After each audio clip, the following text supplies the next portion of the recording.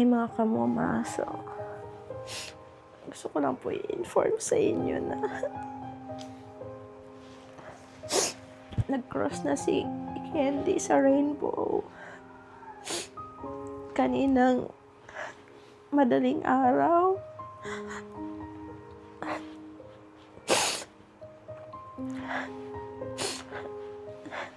Sorry talaga sa nagawa ko.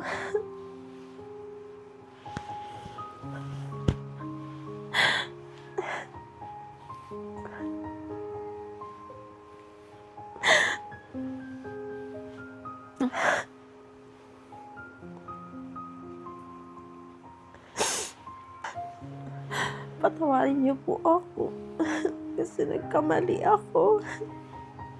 Grabing pagkakamali.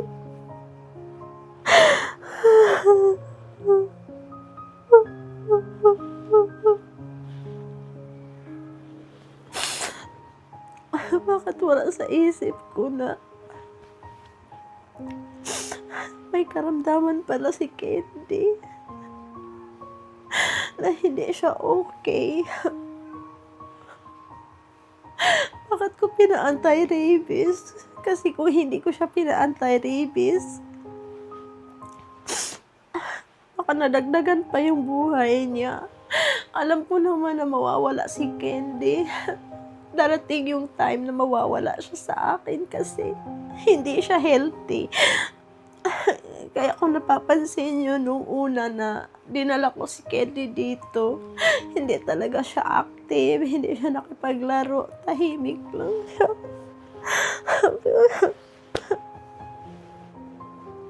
Bakit ko ginawa yun? Pero siguro alam ko, no, may purpose din naman ang lahat. Namamatayan tayo ng mga alaga in a different way, in a different situation. Salamat din naman talaga sa pagpapalakas ng loob ko. Pero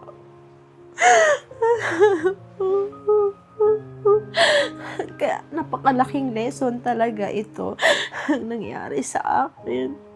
Kapag may karamdaman yung alaga natin, pagka inuubo, sinisipon, or something na yung alam natin na matamlay, wag talaga natin kalimutan, no? So, wag tayo basta-basta magpa-anti-rabies. Instead na mapahaba yung buhay nila, so naging ganun na lang. Mamimiss ko si Candy kasi every time na pagka dumadating ako, tas diretso ako magpahinga, sobrang pagod. Diretso talaga yan siya papatong dito sa dibdib ko. Alam mo yung parang nakikita mo na sobrang happy niya pag nandyan ako. Sobra-sobra naman yung pagmamahal ko sa kanilang lahat kasi pantay-pantay naman yung pagmamahal ko. Binibigay ko yung best ko. Hindi ko sila pinapakain ng mga mamurahin na pagkain.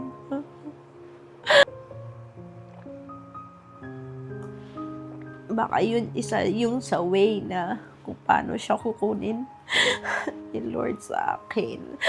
Kasi kung napapansin nyo, di ba may mga video ako na behave lang siya. Ito talaga yung mahirap pa. Kasi sobrang happy mo pagka dumating sila sa buhay mo. Sobrang happy mo kapag napagaling mo sila. Ang dami ko talagang napagdaanan dito, yung kahit tipong nag-aaway na kami ni Apa kasi panay dagdag ko. Pero syempre kapag ka nandyan na sa harap ko, nangangailangan ng tulong, so hindi ko naman yun kaya na panuurin lang. And ayun, maraming salamat sa panunood nyo, sa pag-support nyo. Doon, alam ko sa inyo, kilala nyo na halos lahat ng mga alaga ko. Thank you. Sobrang sakit talaga. Ang sakit.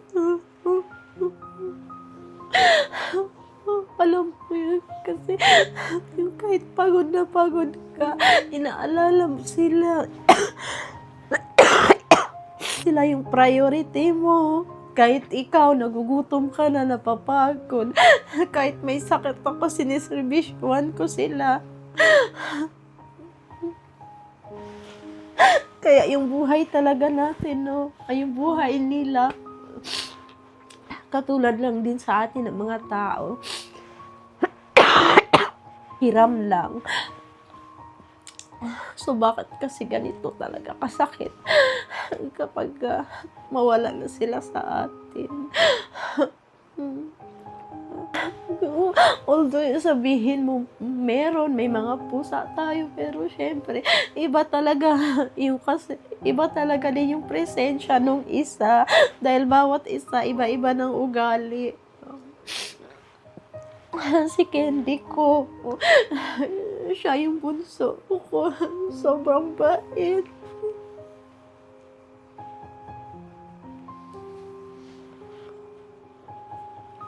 Akala nyo ba, nung malapit na din mamatay si Mingkoy,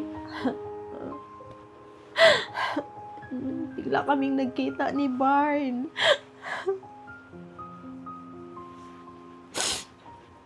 Sabi ko si Barn, ipapaampun ko. Pero parang hindi ko kayang i-let go. Kasi nung nasa vet si Mingkoy, si Barn naman yung nagpakita. Kaya kanina, after ko na ilibing si Candy, meron na naman akong isang kuting na biglang pumunta dito, nasa ilalim ng sasakyan. Tapos kagabi ko pa sana yun kukunin, kaso nagtatago. Siguro kapag may malapit na nawawala, merong mga dumadating. Siguro para hindi ako masyado masaktan.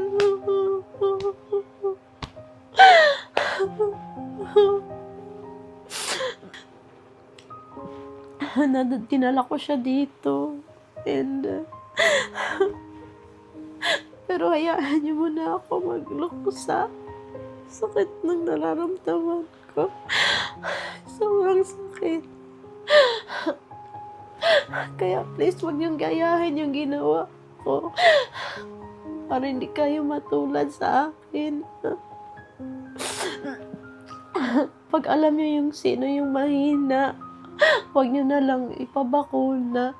Kasi baka mas yun pa yung way na ikawala nila. Pero pag alam mo naman na healthy yung alaga mo, then okay. Why not? Kasi very important din naman magpa-anti-rabies. Kasi this time, dami ding mga namamatay dahil sa rabies. At isa pa ako, nagre-rescue kasi ako ng mga pusa at saka mga stray dogs. Kaya hindi natin alam, no? So, better na yung ganon. And, ayun, so, Candy girl, thank you so much, sa sandaling panahon na binigay mo kay Mama. Thank you. And, kung gaano ko kamahal ni Mama, kayo lahat, mahal na mahal ko. And now, magkasama na sila ni Kuya niya Mingkoy. So, yun lang. Salamat.